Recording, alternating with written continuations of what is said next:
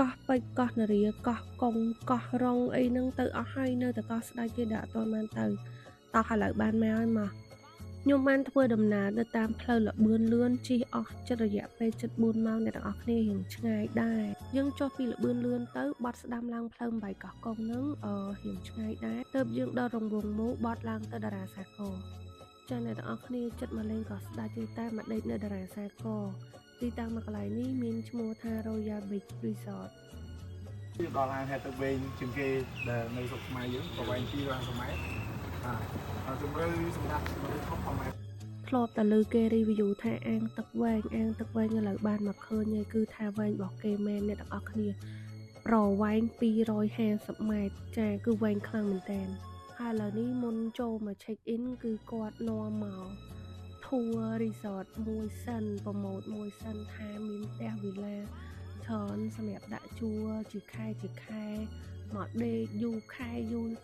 រថ្ងៃនៅនឹងបានអ្នកទាំងអស់គ្នាគឺថា fresh ហ្មងហើយបើកតុបវិញគឺមានអាងទឹកនៅមុខនឹងមួយទៀតចាលេងស្មាមានក៏បានដែរ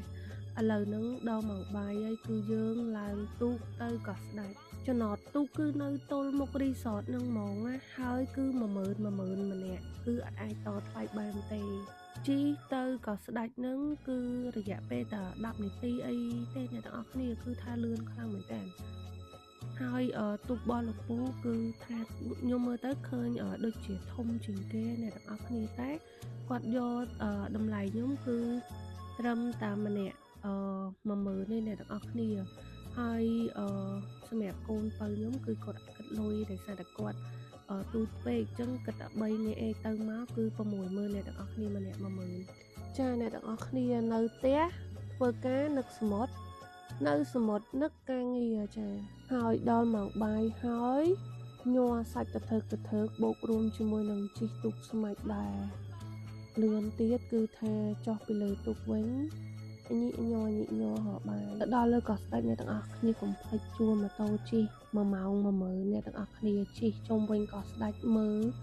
ទេសភាពមើលការរស់នៅលើកោះនឹងរបៀបមកចាតតែគេ review ឲ្យយើងឃើញអ្នកទាំងអស់គ្នាហើយបងស្រីមហាលៀបនៅកោះស្ដេចនេះគឺខ្ញុំបានកំងមហូបឲ្យគាត់ធ្វើខ្ញុំគ្រឿងសមុទ្រសឆ្ងាញ់ហ្មងកន្លែងគាត់ហ្នឹងណាគឺឈ្មោះមហាលៀបអ្នកទាំងអស់គ្នាកំងគាត់ឲ្យគាត់ឲ្យដេញខ្ញុំទៅដើរលេងសិនចាំឲ្យខ្ញុំគាត់ទេហាមហូបបាយមានណាហួសឡើង1ម៉ោងអូយអ្នកទាំងអស់គ្នាឲ្យមហូបគាត់ឆ្ងាញ់ណាជាពិសេសគឺពគាធម្មជាតិគេហៅគេឲ្យខោធំមកហើយនឹងក្តាមគាត់សាច់ឡើងណែនហ្មងអ្នកទាំងអស់គ្នាខ្ញុំឆ្ងល់អ្នកទាំងអស់គ្នាមិនបានក្តាមរសជាតិកំពង់សោមផ្សេងអញ្ចឹងហើយកពតរសជាតិផ្សេងហើយកោះក្តាមកោះកុករសជាតិផ្សេងហើយក្តាមកោះស្ដេចនេះរសជាតិផ្សេងទៀតនិយាយរួមទៅរសជាតិផ្សេងគ្នាហ្មងបើនៅសមុទ្រតែមួយហ្នឹងហើយអ្នកនរគ្នាបកាគឺខ្ញុំបានបកឆៅដែរអ្នកដែលចូលចិត្តទឹកត្រីកោះកុងហិលខ្លាំងមែនតើចាគឺកោះស្ដេចហ្នឹងហើយហិលលេខ1ហិលឡើងខ្ញុំចាំអត់ភ្លេចហ្មងអ្នកទាំងអស់គ្នាមកក៏ស្ដាច់គេដែរតែអត់មកស្ទូចថយមកហៅមឹកហៅបកាហៅប៉ៅហ៊ឺអីដូចគេទេអ្នកទាំងអស់គ្នាមកញ៉ាំហូបកំងហៅពីអ្នកនឹងផែនឹងកំងគាត់ធ្វើម្ហូបទេអត់ហ៊ានស្ទូចទេដោយសារតែមកត4អ្នកម៉ែកូនអញ្ចឹងគឺ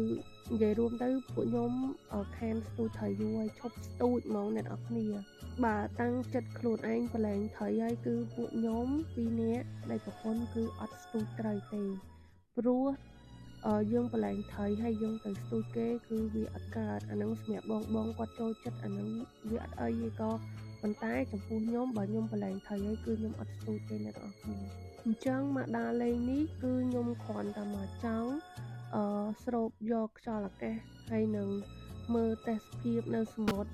ហើយញ៉ាំគ្រឿងសមុទ្រឆ្ងាញ់តែប៉ុណ្្នឹងឯងបើថាឲ្យទៅស្ទូចថយឬមួយក៏ទៅហៅមកហៅអីអានឹងខ្ញុំឈប់យូរហើយចាអ្នកទាំងអស់គ្នាបកាកោះកុងឆ្ងាញ់ខ្លាំងមែនតើបកាហ្នឹងគឺអ្នកលក់ថាបកាធម្មជាតិញ៉ាំទៅអត់មានថាឆ្អាបឬមួយក៏មិនទេជាមួយនឹងទឹកត្រីគាត់ទៀតគឺថាបេះហ្មងអ្នកទាំងអស់គ្នាហើយពេលខ្ញុំទៅនេះគឺក្នុងខែ3 គឺទឹកវិញវាស្ងប់ល្អវាអត់មានអាឡកមានអីនិយាយរួមទៅគឺស៊ីសិនគេមកលេងសមុទ្រហ្មងអ្នកនរគ្នាគឺគេទៅលេងវាកោះស្ដេចខាងនេះតារាសាកខាងនោះកោះស្ដេចអ្នកនរគ្នាហើយខាងខ្ញុំគេនេះគឺជាតារាសាកនេះហើយគេហ្នឹងអូយនេះស្គាល់វីដេអូនៅកោះស្ដេចមានតែប៉ុណ្្នឹងទេកុំភ្លេច follow មើលវីដេអូក្រោយអរគុណ